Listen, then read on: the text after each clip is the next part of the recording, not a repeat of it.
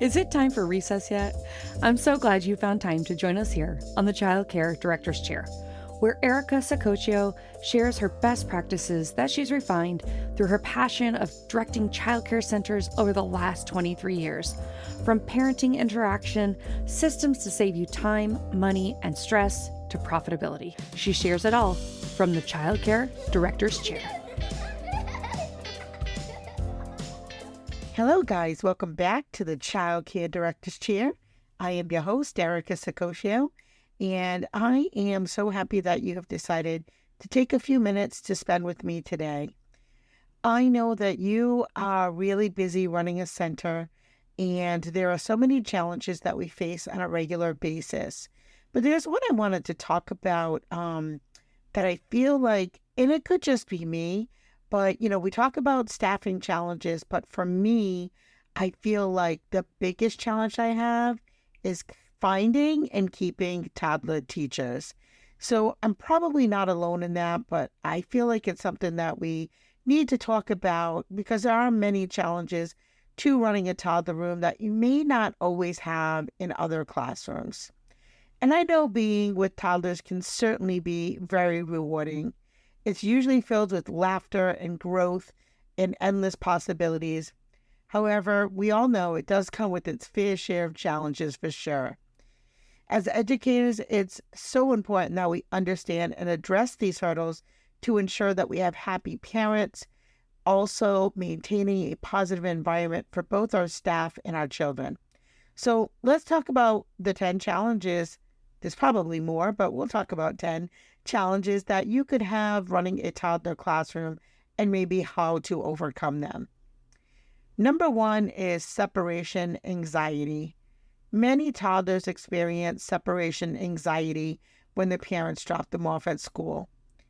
To alleviate this, create a warm and welcoming atmosphere, an environment that encourages parents to establish a consistent routine and provide comfort items from home.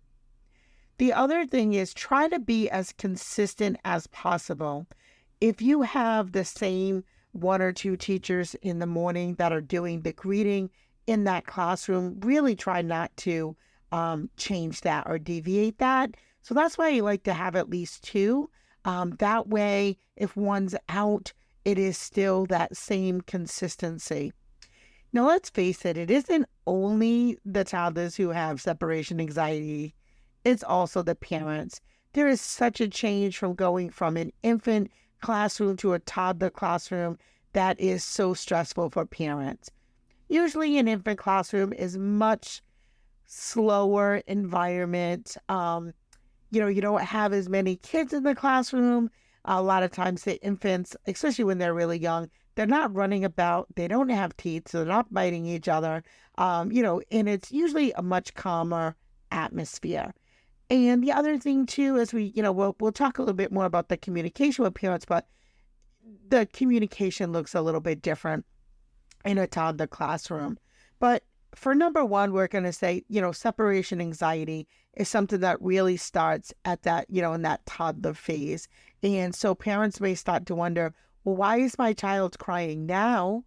They didn't used to cry when I dropped them off as a baby. What happened? Did something happen? And it really is, it's just a developmental thing that happens in the toddler age. So, there's that. And then there's the communication, as I had said. Effective communication with parents is so important. So implement as many regular newsletters or updates, have as many parent-teacher conferences, formal and informal, and utilize the technology to keep the parents informed about their child's progress, activities, and any other concerns that may arise. And remember, when a parent transitions from an infant room to a toddler room, they're used to getting so many updates, everything down to, the color of the poop, and if it was runny, if it was thick, there's just so much communication in that infant room. The babies are usually eating every couple hours. It's more frequent. The diaper changes may be more frequent. So parents are just used to that level of communication. And so when they transition over to a toddler room, they may have like this feeling of loss, like they're not getting as much information because it looks a little different, right? And honestly, some of that has to do with how many students you have in the classroom, because that does increase with the teacher to child ratio as children get older. The other thing is toddlers definitely keep you on your toes all day. Now, I'm certainly not implying that it's easy in an infant room because, of course, several crying babies all at once is certainly very hard and very stressful as well. However, for the most part, they're usually typically pretty safe, as where the toddlers could be climbing up a shelf, running throughout the room, jumping over every single bucket. So it looks a little different. Then there's the behavior management, because toddlers are known for their boundless energy and occasional tantrums. So establish a clear and consistent rules for your classroom and use positive reinforcement techniques. The more positive reinforcement you do in a classroom, the better chances you have that children are going to respond positively to what they should be doing. Try to redirect those negative behaviors and encourage social and emotional development through play and structured activities. And remember, developmentally, as they're at this age, a lot of times they're parallel playing. They're not really necessarily always playing with each other, playing next to each other, but not together, right?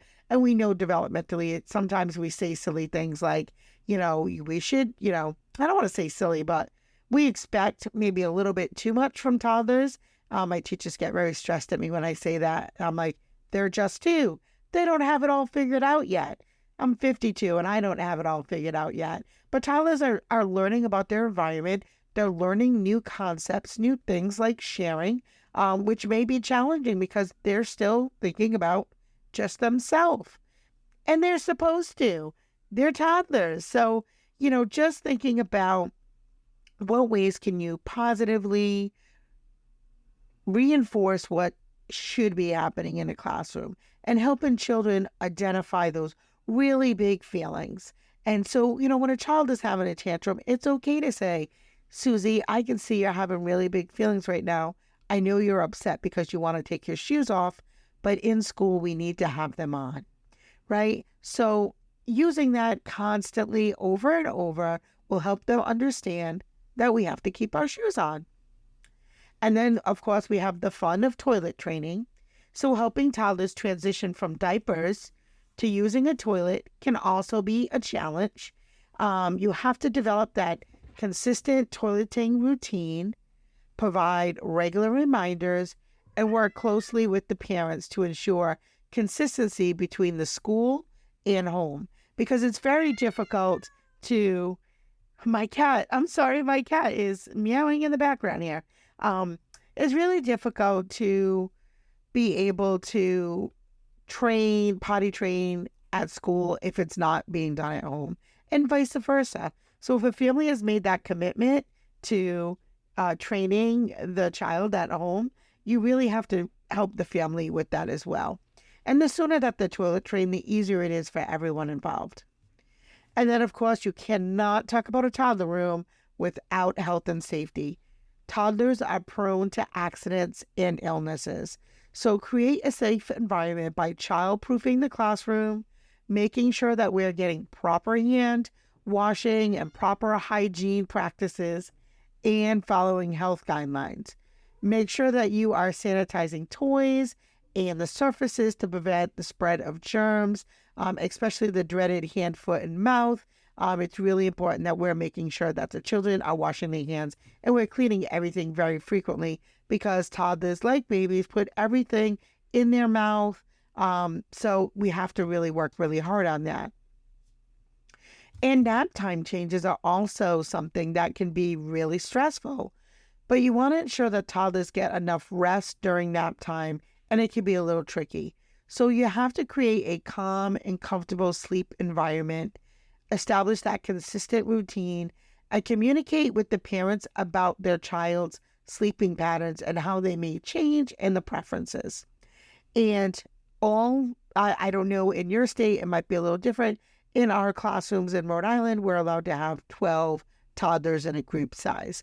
And so it's hard to really get them all to sync up, but usually within a 30-minute time frame, they tend to settle down. Some may fall asleep sooner than others.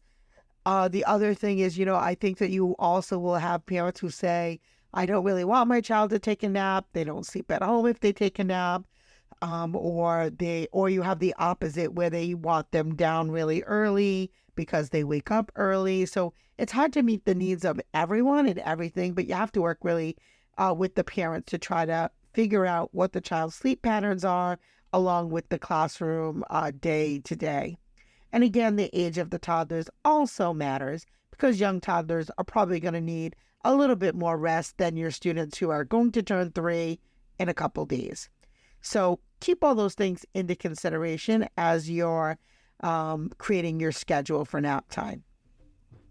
Meal times, toddlers are fun because many of them are picky eaters.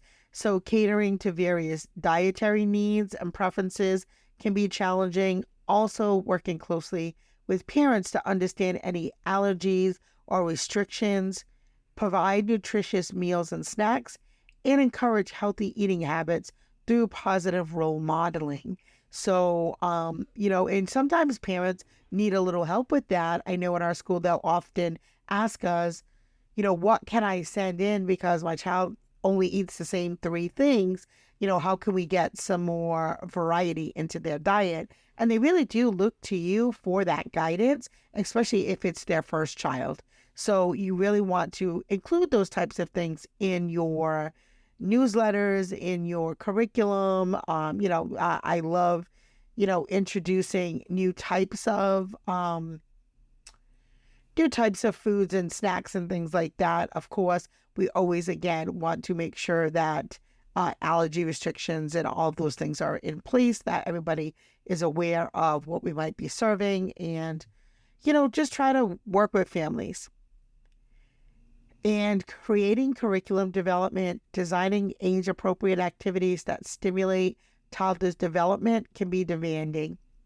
So create a well-rounded curriculum that focuses on sensory exploration, social interaction, fine and gross motor skills, and language development. And incorporate play-based learning to make it fun and engaging. For me, the number one thing I tell my toddler teachers is try to give the children as much language development as you can. And I do find that that really does help when children get frustrated or have tantrums. It really does also help with curbing any type of biting incidents, because the more that children can express their feelings, feel like they're being heard, the better off your class will be. You'll have less reacting. You'll have less of having to separate children from fighting over toys and biting and all those things. Staff retention. Keeping a dedicated and passionate staff is crucial for maintaining a positive classroom environment. So provide ongoing professional development opportunities. Recognize and appreciate everything that they're doing, because again, it is so hard to get toddler teachers and even harder to keep them. They really do need your support. And sometimes that means maybe having an extra teacher like a float who maybe gives the toddler teachers a little bit more time out of a classroom, maybe a little bit more time working on lesson plans or bulletin boards, just kind of a mental refresh, just to keep, their energy is high. So to keep them feeling like they are not at their wits' end, because again, toddler teachers are human, and it's just something that ongoing, that pace of the day for 8-9 hours is really hard. So you want to help them keep their patience, to stay kind, loving, nurturing. And so that happens when you all work together and have that supportive team culture. And lastly, I guess we'll end it with, parent involvement. Really engaging the parents and the children's learning is so important. Organize family events, workshops, and regular opportunities to encourage that parent involvement. Regularly seek back their feedback and suggestions from the parents to strengthen the partnership between the home and school connection. So by addressing these challenges head on, you can create a toddler classroom that not only makes parents happy, but also nurtures your children and has a stimulating environment for you, your staff, your children, and of course, remember patience, patience, patience, patience, creativity, and genuine love for teaching.